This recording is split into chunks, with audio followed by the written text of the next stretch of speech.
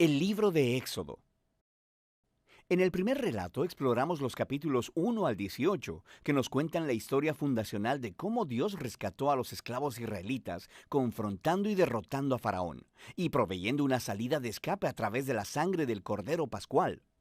Dios, luego, liberó a su pueblo llevándolos a través de las aguas del mar y hacia el desierto, donde sorprendentemente ellos refunfuñaron y se quejaron.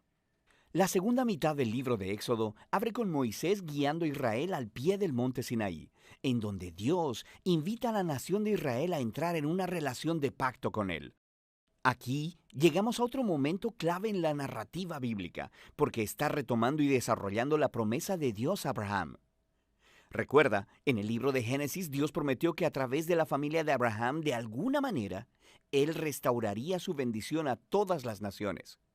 Y aquí aprendemos más. Dios dice que Israel obedece los términos del pacto. Ellos estarán tan moldeados por las leyes, enseñanzas y justicia de Dios que se convertirán en un reino de sacerdotes.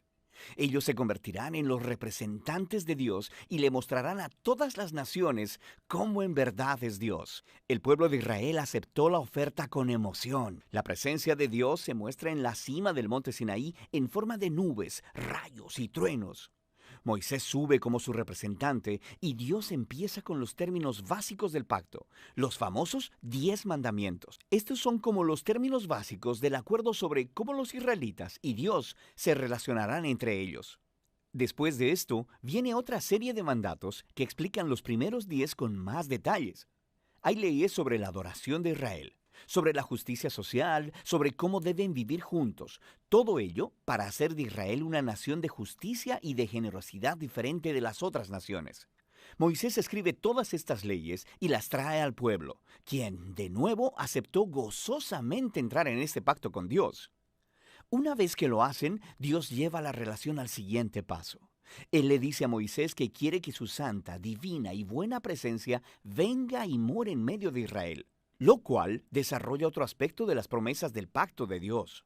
Recuerda, después de la rebelión de la humanidad en el Edén, perdieron el acceso a la presencia de Dios. Pero ahora, a través de la familia de Abraham, la presencia de Dios se hace de nuevo accesible a través de esta relación de pacto, primero con Israel y después de alguna manera con todas las naciones. Lo que sigue son 7 capítulos de planos arquitectónicos detallados de esta carpa sagrada llamada el tabernáculo. Hay un patio exterior con un altar. En el centro hay una carpa con una habitación externa y una habitación interna.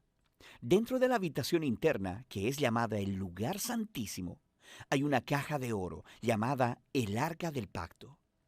Hay esculturas de criaturas angelicales sobre ella. Ese es el centro de la presencia de Dios. Hay muchos detalles en esos capítulos. Es importante saber que cada pieza tiene un valor simbólico. Todas las flores, los ángeles, el oro y las joyas son un eco del jardín del Edén, el lugar donde Dios y los humanos vivieron juntos en intimidad. El tabernáculo es como un Edén portátil, por así decirlo. Es el lugar donde Dios e Israel pueden vivir juntos en paz, por lo menos en teoría, porque justo aquí algo se pone muy mal. Israel rompe el pacto. Mientras Moisés está en la cima de la montaña, recibiendo los planos para el tabernáculo, abajo en el campamento, los israelitas están perdiendo la paciencia.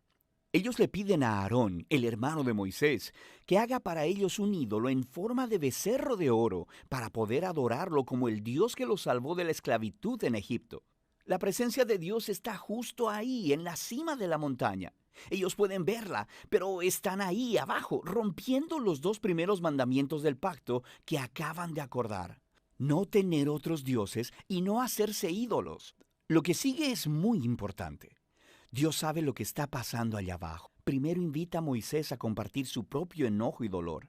Le dice a Moisés lo que quiere hacer: eliminar a Israel. Pero Moisés intercede apelando al carácter de Dios. Él dice, primero que nada, destruir a Israel significaría retractarte de tus promesas, del pacto con Abraham. Y luego Moisés apela a la reputación de Dios entre las naciones. ¿Qué pensarán si ven que destruyes a tu propio pueblo? Dios acepta la intercesión de Moisés y desiste, aunque sí aplica juicio sobre aquellos que instigaron a la idolatría. Él perdona a la nación completa y promete renovar su pacto. Es en este punto de la historia que Dios, por primera vez, le describe a Moisés su propio carácter. Él dice, el Señor es compasivo y clemente, lento para la ira y grande en su fidelidad al pacto. Él perdona el pecado, pero no tendrá por inocente al culpable. Tenemos esta tensión. Dios es grande en misericordia, pero también, si dice ser bueno, debe lidiar con el mal. Sobre todo, Dios es fiel a sus promesas, aunque esto signifique que sabe que se está comprometiendo con un pueblo que le es completamente infiel. Después de renovar el pacto con Israel, Dios manda a Moisés a construir el tabernáculo. Una vez más, tenemos 5 largos capítulos describiendo en detalle la construcción del tabernáculo. Todo se une en el capítulo final, cuando el tabernáculo es terminado. La divina y gloriosa presencia de Dios viene y se posa sobre la carpa, y nuestras esperanzas son altas. Moisés se dirige hacia la carpa para entrar, y no puede hacerlo. En realidad, no puede entrar, y es así como termina el libro. Es realmente sorprendente, pero no tanto si te pones a pensar. Ahora puedes ver hasta qué punto el pecado de Israel ha dañado su relación con Dios en más formas de las que imaginamos. El libro empezó, recuerda, con la amenaza malvada de Faraón e Israel amenazando la promesa del pacto de Dios. Pero ahora, al final del libro, Israel se ha convertido en su propio peor enemigo. Es su pecado quien está amenazando el futuro del pacto. Así que la pregunta al final del libro es, ¿cómo va Dios a reconciliar este conflicto entre la santidad y la bondad de su presencia con la corrupción pecaminosa del pueblo de su pacto? La solución de este problema es el tema del próximo libro. Por ahora, ese es el libro de Éxodo.